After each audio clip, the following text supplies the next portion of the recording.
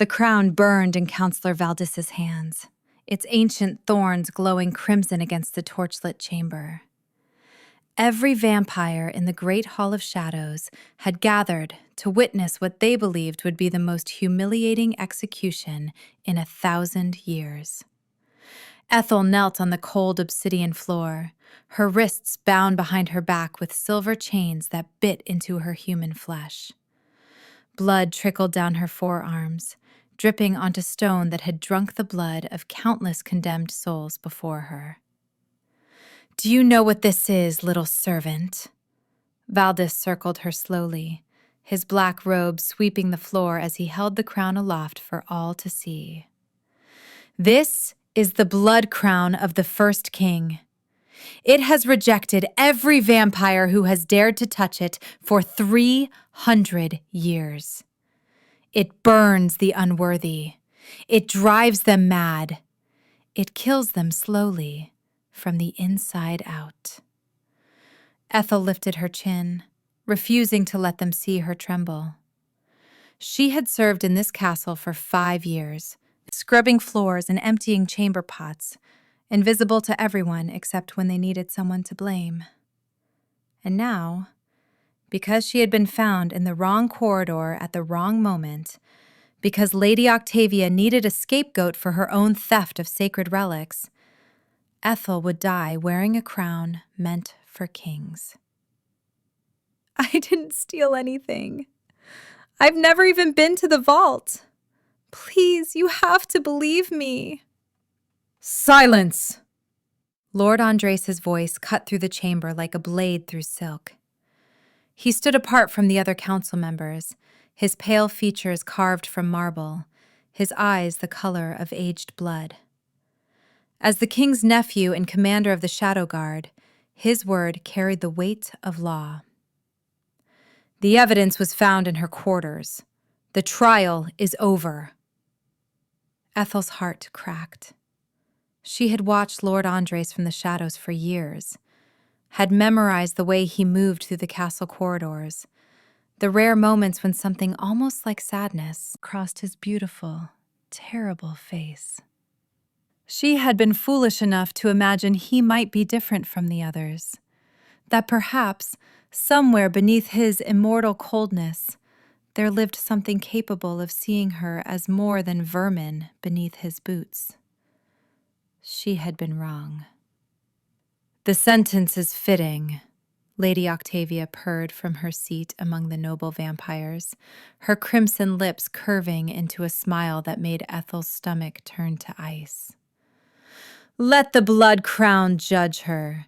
When it burns through her skull, we'll all see the truth of what she really is.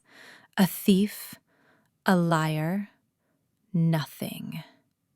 The crowd of vampires laughed, a sound like breaking glass and dying stars. Valdis descended the steps toward Ethel, the crown pulsing with dark light in his hands. Up close, she could see the thorns were not metal at all, but something older, something that seemed to breathe and writhe with a hunger of its own. "Please, I have a brother. He's only 12. He's waiting for me in the servant quarters. If I die, he has no one. Please, I'm begging you." For just a moment, she thought she saw something flicker in Lord Andreas' expression, a tightening of his jaw, a shadow in his ancient eyes. But then it was gone, replaced by the same cold mask he always wore. "Your brother will be reassigned to the kitchens. He will survive. You will not." Valdis grabbed a fistful of Ethel's dark hair, yanking her head back. Her throat was exposed now, vulnerable, and she could see the hunger in the eyes of every vampire watching. They wanted her blood almost as much as they wanted to see her suffer. "The blood crown has not accepted a bearer since King Alexander perished 3 centuries ago," Valdis announced, his voice echoing off the vaulted ceilings. "It has killed 17 vampires of noble blood who attempted to claim it. What chance does a worthless human servant have? This is not an execution. This is a demonstration of exactly where her kind belongs. The crown descended toward Ethel's head. She closed her eyes, thinking of her brother Tobias, of his gap-toothed smile and the way he always saved half his bread for her, even though he was hungry. She thought of her mother, dead 10 years now from the wasting sickness that had driven Ethel and Tobias into servitude at the vampire court. She thought of all the dreams she had never been brave enough to dream, because girls like her did not get to dream. The thorns touched her scalp, and the world exploded into crimson light. Ethel screamed, not from pain, but from something far more terrifying. Power surged through her veins like liquid fire, rewriting every cell, every molecule, every forgotten corner of her being. The crown did not burn her. It did not reject her. Instead, it sank into her flesh and bone, fusing with her skull as if it had been waiting for her, specifically her, for 300 years. The chains binding her wrists shattered. The obsidian floor cracked beneath her knees, and when she opened her eyes, they were no longer the soft brown they had always been. They blazed crimson, the color of ancient blood, the color of something that had slumbered in her bloodline for generations, waiting for this exact moment to awaken. Impossible. Valdis stumbled backward, his face twisting with disbelief. This cannot be. She is human. The records say she is human. But Ethel was rising now, the power lifting her to her feet as if she weighed nothing at all. The crown sat upon her head like it had been made for her, its thorns no longer cruel but elegant, a circlet of dark roses blooming against her dark hair. And then, one by one, every vampire in the great hall of shadows dropped to their knees. Not by choice. Their bodies simply would not obey them. Some struggled against it, their faces contorted with effort and fury, but they could not resist the compulsion that radiated from the crown like a silent command. Lord Andreas was the last to fall. He fought longer than the others, his ancient power straining against the force that demanded his submission. But even he could not resist. His knee struck the floor, and when he looked up at Ethel, there was something new in his eyes. Fear, wonder, and something else she could not name. The prophecy, Lady Octavia whispered from where she knelt, all her cruelty stripped away by naked terror. The sleeping queen. She's the one from the prophecy. Ethel looked down at her hands. They were glowing faintly, veins of crimson light pulsing beneath her skin. She could feel everything now. Every vampire in the room, every beating heart in the castle, every drop of blood that had ever been spilled on these ancient stones. She could feel the castle itself, groaning with age and secrets, and beneath it all, something vast and terrible that had been waiting in the darkness for a very long time. What's happening to me? Her voice came out strange, layered, as if 1,000 voices spoke through her at once. What am I? No one answered. They could not. The weight of her presence pressed down on them like the ocean pressing down on drowning sailors, and all they could do was kneel and stare and try to remember how to breathe. The doors of the great hall burst open. An ancient vampire swept into the room, his white hair streaming behind him like a banner, his face a map of centuries. This was Elder Constantine, the oldest living member of the council, a creature so old he had seen empires rise and fall like waves upon a shore. He alone seemed unaffected by the power radiating from Ethel, though even he moved cautiously, respectfully, as if approaching a force of nature that could destroy him with a thought. 317 years. His voice was barely a whisper, but in the silence of the hall it carried like a shout. I was there when King Alexander fell. I was there when the blood crown vanished into the vault, refusing every hand that reached for it. And I was there when the seer spoke the prophecy that we were all commanded to forget. What prophecy? Tell me what's happening to me!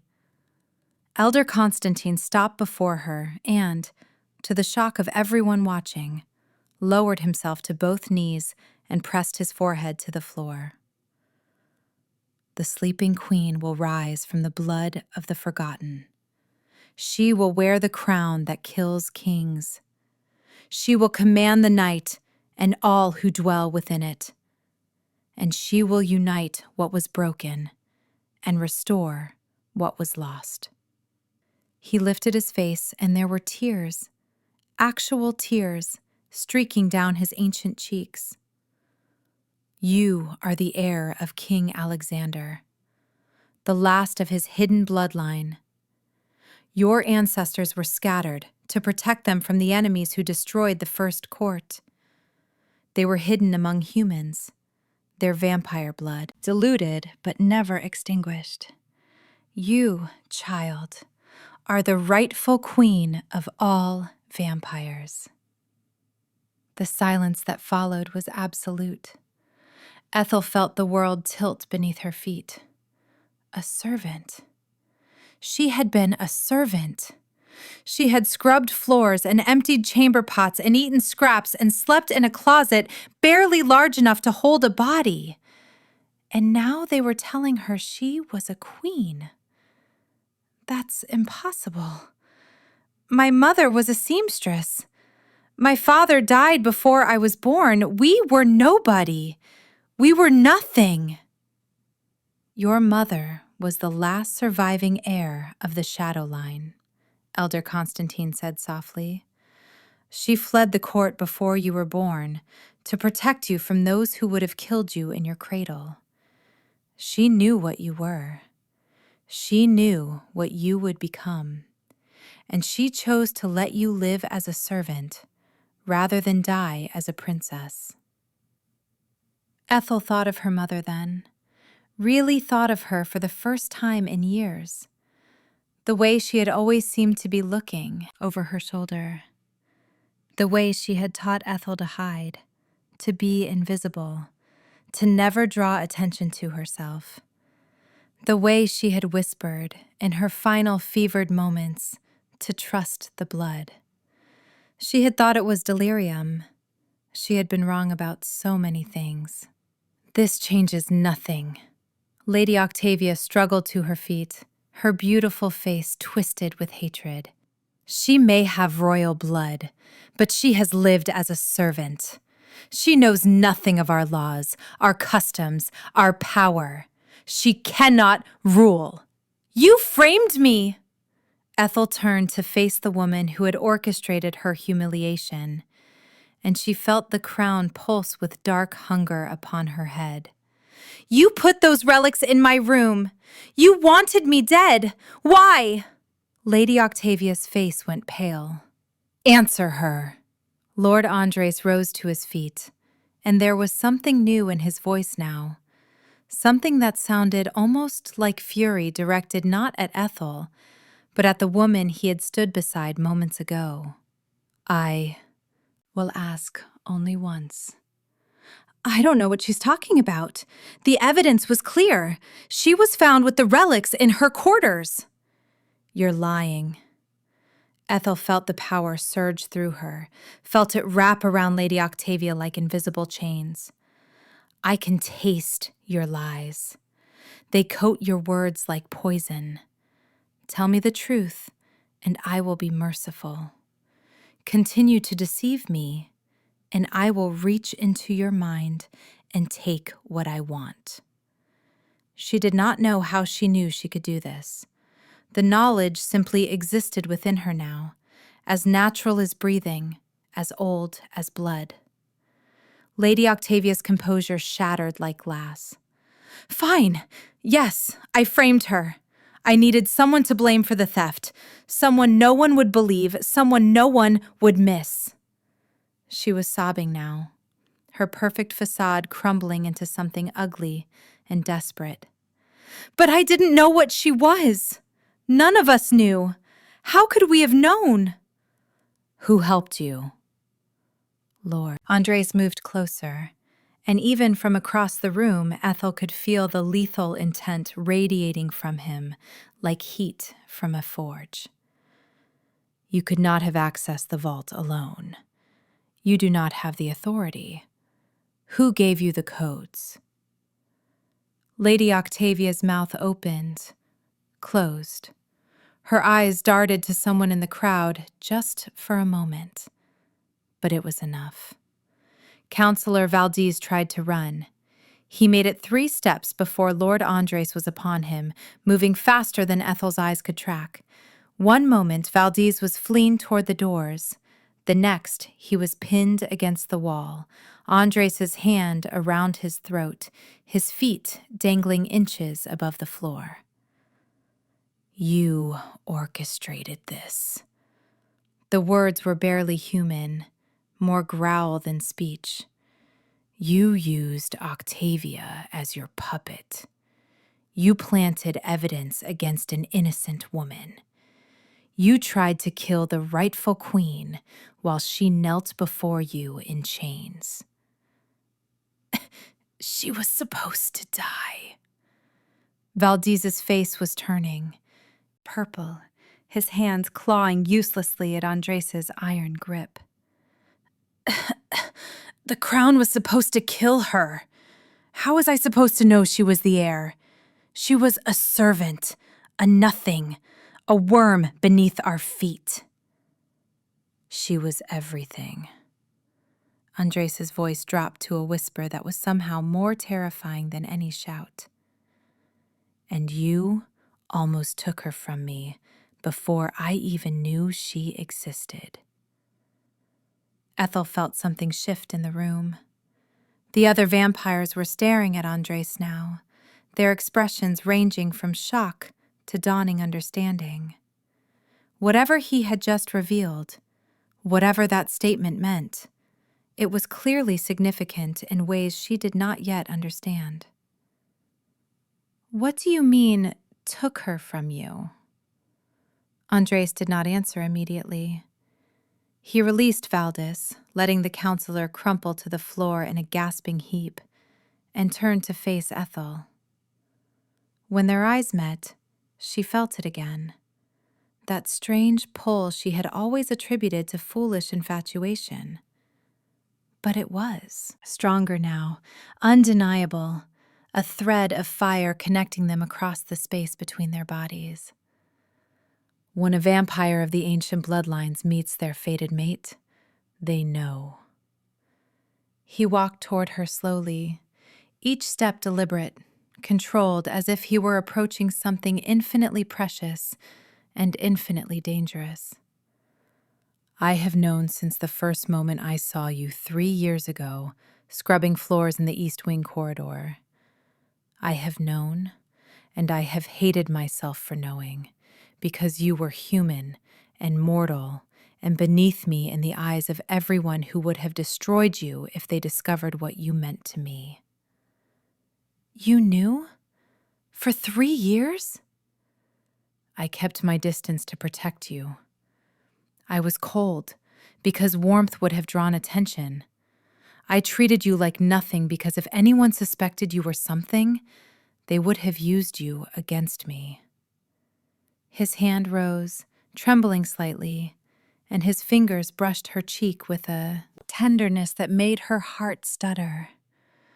When Octavia accused you, when the council sentenced you to the crown, I thought I was going to watch you die. I thought I was going to have to stand there, expressionless, while the only soul in 1,000 years that has made me feel anything burned to ash before my eyes. Tears spilled down Ethel's cheeks, hot and human despite the power coursing through her veins. "You voted for my execution. You told them to put the crown on my head." "Because it was that, or let them burn you at the stake." His voice cracked, actually cracked, and she watched something shatter behind his crimson eyes. The crown was a chance, a tiny, impossible chance. The stake was certain death. I chose the option that might let you live, even though every moment of waiting felt like my own heart being carved from my chest. Elder Constantine rose from his knees, his ancient face soft with something like wonder. "The blood bond," he murmured. "I had forgotten what it looked like between true mates. It has been so long since I have witnessed such a connection." "What happens now?" Ethel looked around the great hall, at the vampires who had laughed at her humiliation, at the counselors who had condemned her to death, at the woman who had framed her, and the man who had tried to execute her.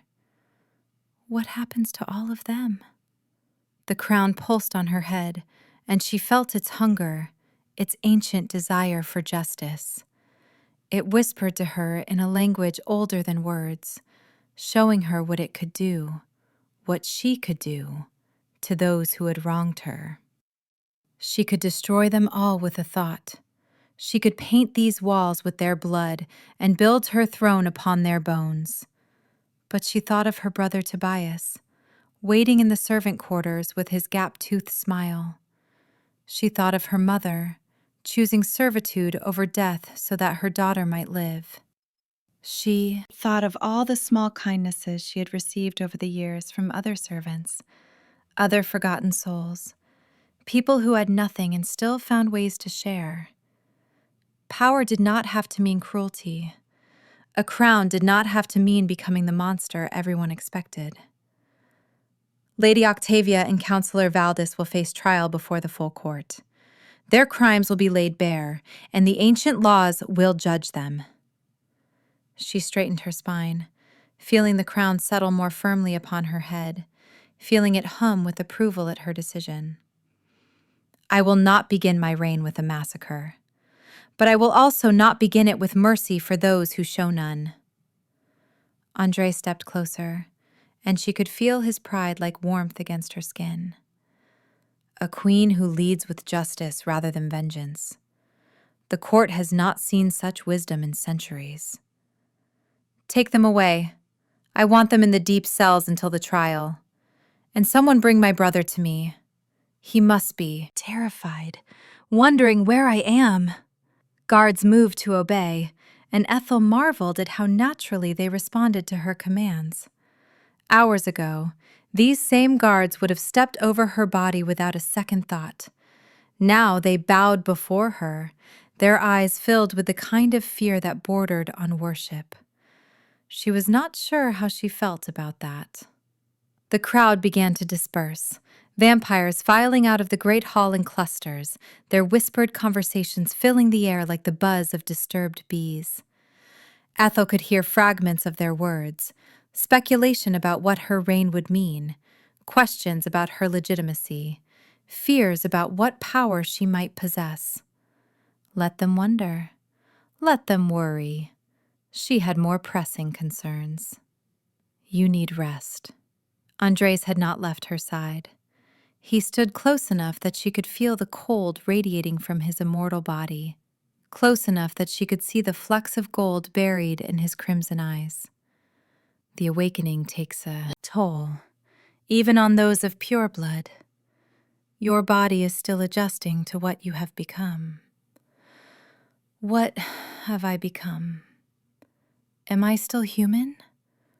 Am I a vampire now? I don't even know what I am anymore. You are something new, something that has not existed for 3 centuries. He guided her toward the raised dais at the end of the hall, toward the ancient throne that had sat empty since King Alexander's death. The blood crown does not simply choose its bearer. it transforms them. You carry within you the power of every queen and king who wore it before you, their strength, their memories, their hunger. Hunger? As if in answer, she felt it rise within her, a gnawing emptiness that had nothing to do with food. It clawed at her insides, demanding something she had never craved before, something that made her mouth water and her fangs, when had she grown fangs? Descend from her gums like needles seeking flesh. Easy. Focus on my voice. Andres' hands gripped her shoulders, steadying her as the hunger threatened to overwhelm her senses.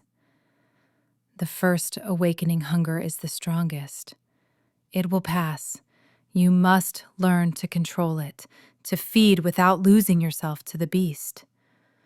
I've never fed on anyone. I don't know how. What if I hurt someone? What if I can't stop? You won't hurt anyone. He tilted his head, exposing the pale column of his throat, the pulse of ancient blood visible beneath his skin. Feed from me. A bond already exists between us. My blood will not overwhelm you the way a stranger's might, and I have more than enough to spare. I can't just bite you. That seems incredibly intimate. It is, but we are fated mates, Ethel. There is nothing more intimate than that. His lips curved into the first smile she had ever seen him wear, and it transformed his face from beautiful and terrible to simply beautiful. I have waited 3 years to have you in my arms. Feeding from my throat is hardly the most scandalous thing I have imagined. Despite everything, despite the terror and the confusion and the hunger clawing at her control, Ethel felt heat flood her cheeks.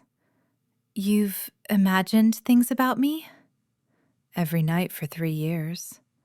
Some nights I imagined simply talking to you without having to pretend I did not care. Other nights I imagined things that would make even the most libertine vampire blush.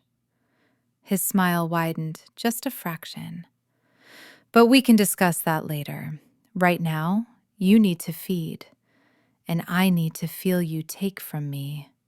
The bond demands it. The hunger surged again, and this time Ethel did not fight it. She leaned forward, her new fangs finding the soft skin of his throat, with an instinct she had not known she possessed. The moment she pierced his flesh, the world dissolved into sensation. His blood flowed into her mouth, rich and ancient and powerful, and she felt it spreading through her body like fire through dry kindling. But more than the taste, more than the power, she felt him, his emotions, his memories, his 3 years of watching her from afar, of lying awake in his chambers and aching with a need he could never express. He loved her. He had loved her since the moment he first saw her, a servant girl with dirt on her face and defiance in her eyes. And he had buried that love so deep it had nearly destroyed him. When she finally pulled away, her hunger sated, she found him watching her with an expression that made her want to weep and laugh and kiss him all at once. You really do love me. I have never loved anything the way I love you. I have never wanted anything the way I want you. He raised his hand to her face, wiping away the drop of blood that lingered at the corner of her mouth. I would burn this entire kingdom to ash if it meant keeping you safe. I would tear apart the very fabric of night.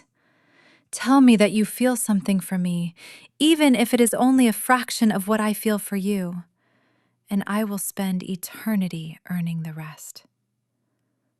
I have loved you since I was a servant girl watching you from the shadows, convinced you would never see me as anything more than dirt beneath your feet. She laughed, a wet, broken sound. And now I find out you were watching me too, feeling the same things I felt, and neither of us said anything for 3 years. We are both fools.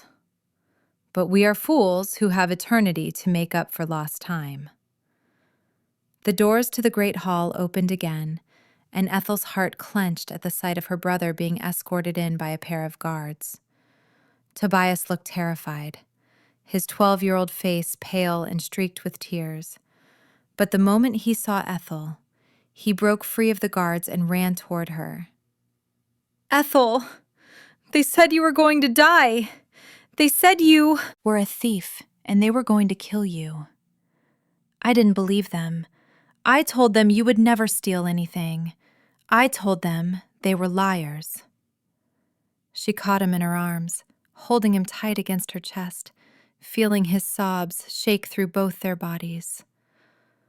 "I'm here. I'm alive. I'm not going anywhere, Toby. I promise." "What happened? Why are you wearing that crown? Why is everyone looking at you like that?" How did she explain to a child that everything they had ever known was a lie? That their mother had been royalty in hiding? That their blood was ancient and powerful? That the sister he had always relied on was now the queen of the creatures who had treated them like vermin for 5 years? Something unexpected happened.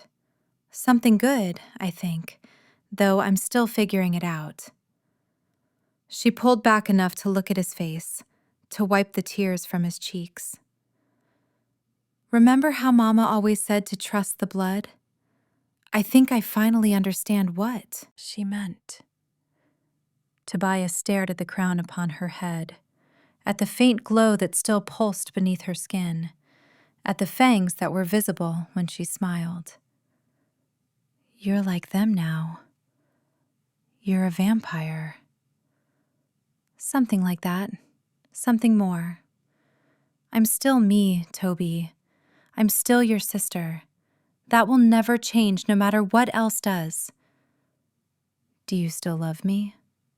"More than anything in this world or any other.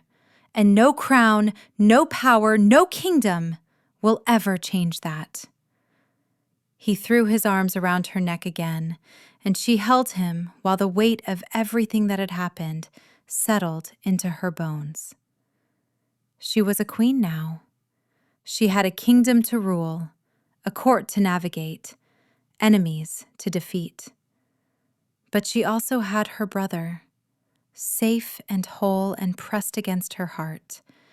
And she had Andres, standing sentinel beside her, his crimson eyes soft with an emotion that transcended language. For the first time in her life, Ethel allowed herself to hope. The trial of Lady Octavia and Counselor Valdis took place 3 nights later, in the same great hall where Ethel had been condemned to death. But everything was different now.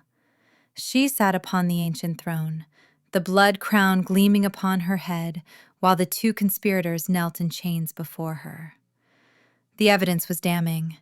Under the compulsion of Ethel's newfound power, both had confessed to not only framing her, but to a long history of corruption, theft, and murder.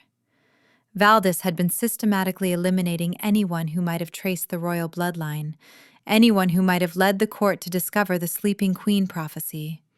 He had murdered Ethel's mother, had poisoned her slowly over years, had watched her die believing he had erased the last threat to his power.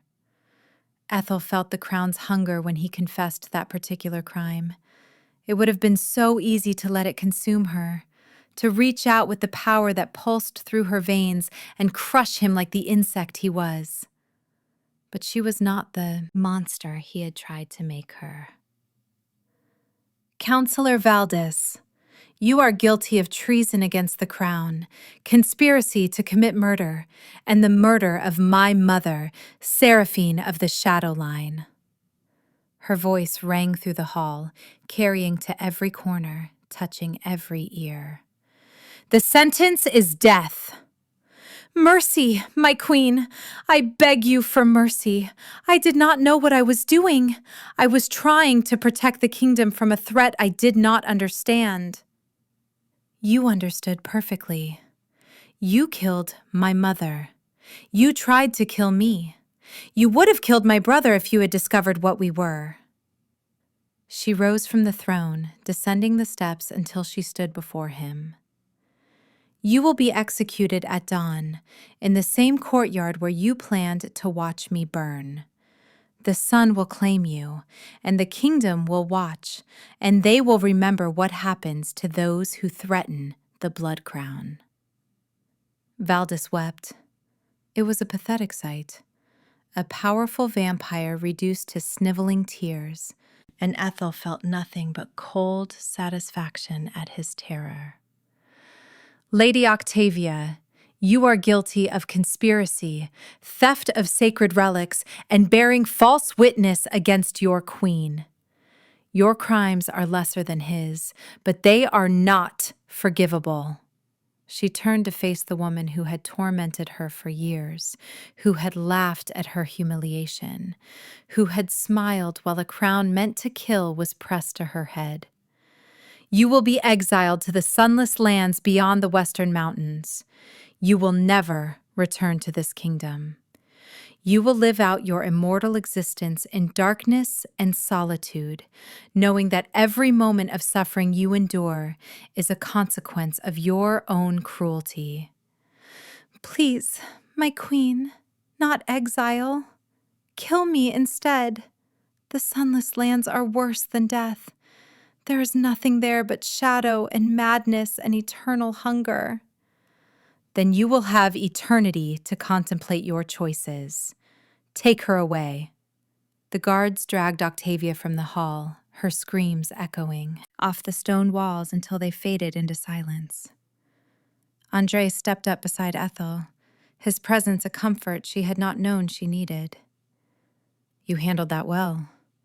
Just enough mercy to show you are not a tyrant, but enough justice to show you will not be trifled with.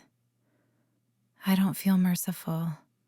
I feel like I could tear them both apart with my bare hands and enjoy every moment of it. The crown amplifies everything. Anger, love, hunger. The trick is to feel it all without letting it control you. His hand found hers, their fingers intertwining. You will learn, and I will be beside you for every lesson. The coronation took place on the night of the full moon, as tradition demanded. Ethel stood in the Chamber of Stars, a vast rotunda at the top of the castle's highest tower, open to the sky through a ring of ancient windows. The moon hung above her like a blessing, its silver light mingling with the crimson glow of the torches that lined the walls.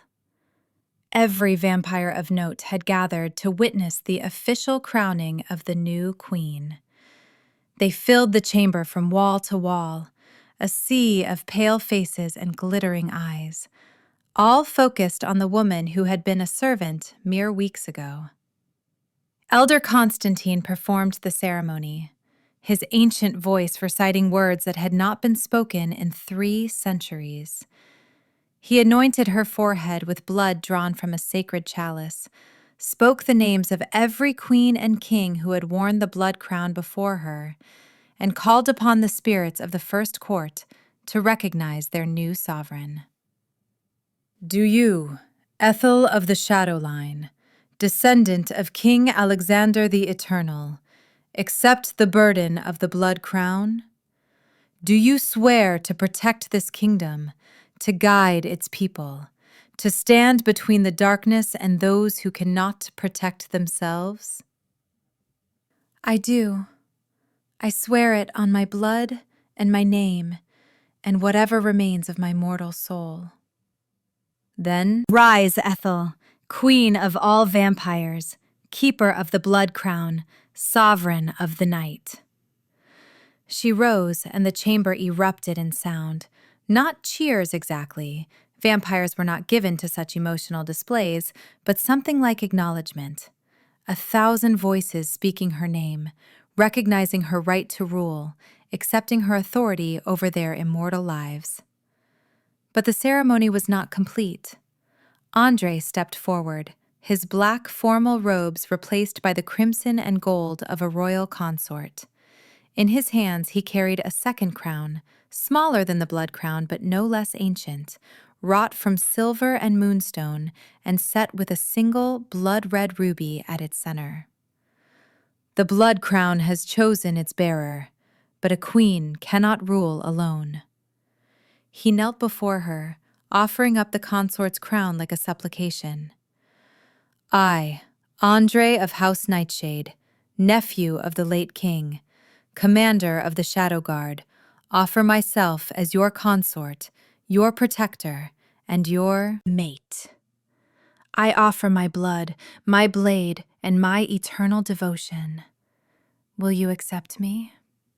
Ethel's heart, still human enough to race, thundered in her chest. You know I will. You've known since the beginning, haven't you? I hoped. I prayed to gods I had stopped believing in centuries ago. I bargained with the darkness itself. He looked up at her, and his eyes were bright with something that might have been tears in a creature capable of weeping. Say yes, please. Let me spend eternity showing you what you mean to me.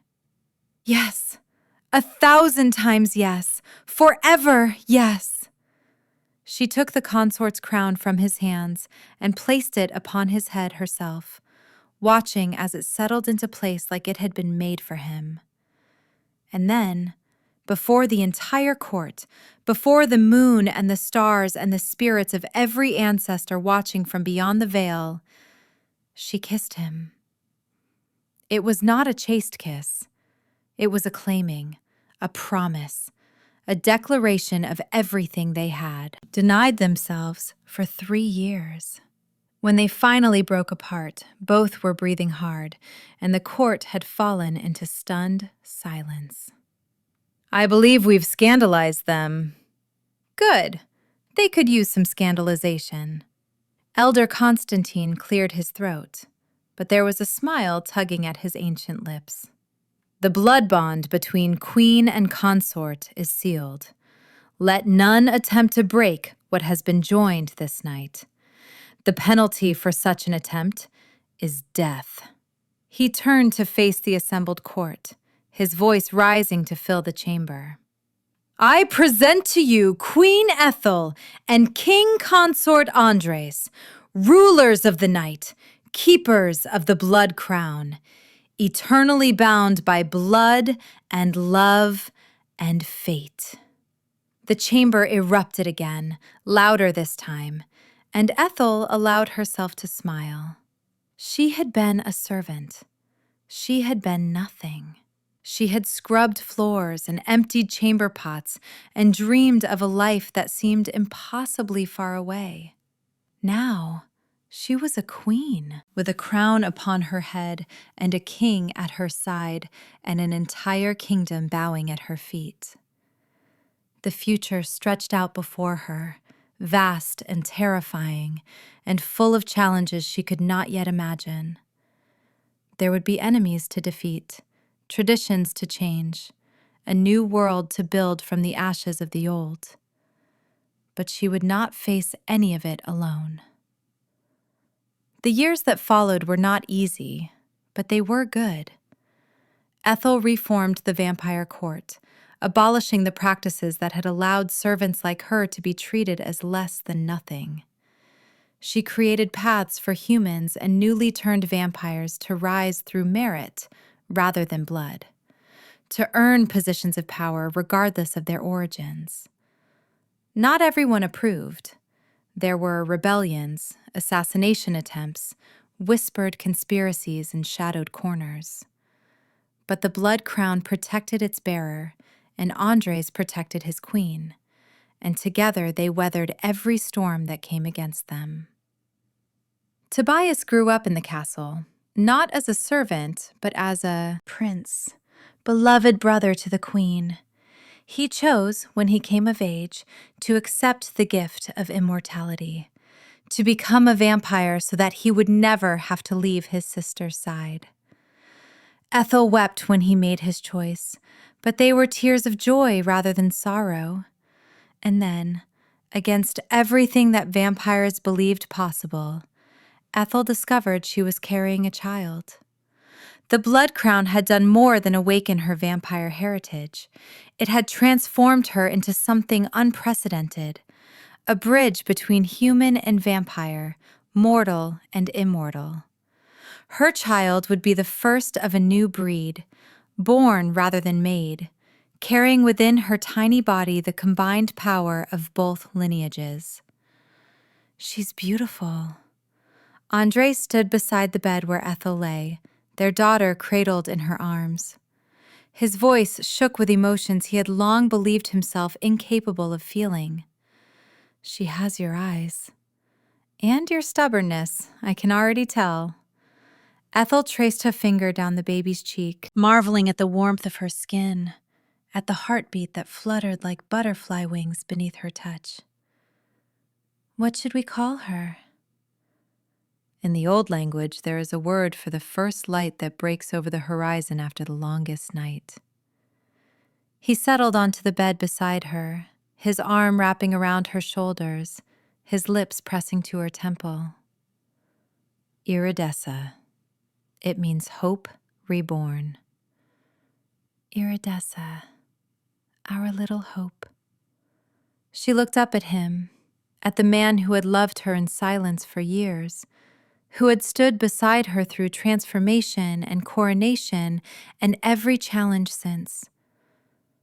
I never imagined this, any of this. Sometimes I still wake up expecting to find myself back in that servant's closet, dreaming of a life I could never have. This is your life now, our life. He kissed her forehead, her cheek, the corner of her mouth. And it is only the beginning. We have eternity to build, something beautiful, you and I. Eternity to love each other, to raise our daughter, to shape this kingdom into something worthy of the sacrifice your mother made to protect you. Eternity. I think I could get used to that. Below them, through the ancient stones of the castle, Ethel could feel her kingdom stirring. Vampires going about their endless nights, humans living alongside them in newfound harmony. A world slowly healing from centuries of cruelty and fear. She had been a servant girl wearing rags and scrubbing floors. Now she was a queen, wearing a crown that had fused to her very soul, married to a king who loved her with every fiber of his immortal being, holding a daughter who represented the dawn of a new era. They had forced her to wear the blood crown, believing it would kill her. Instead, it had made her everything she was always meant to be. And she would reign, wise and just and powerful, for all the nights to come. Did you like this story? Big shout out to our viewers from Arkansas, London, Los Angeles, California, Oklahoma, San Jose, California, Indianapolis, Las Vegas, Denton, Texas, and more. Thank you all so much for your support. Mwah. To our growing viewers, if you want a part 2, comment part 2 and which state you're watching from so I can give you a shout out in the next video. Don't forget to subscribe so you can stay updated on our next uploads. Thanks for watching!